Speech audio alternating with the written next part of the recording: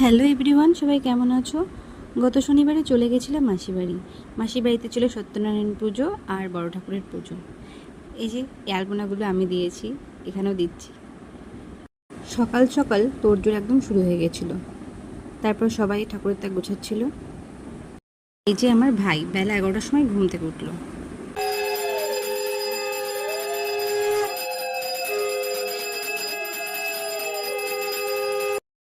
তারপরে 10টার মধ্যেই ঠাকুরমশাই চলে এসেছিল।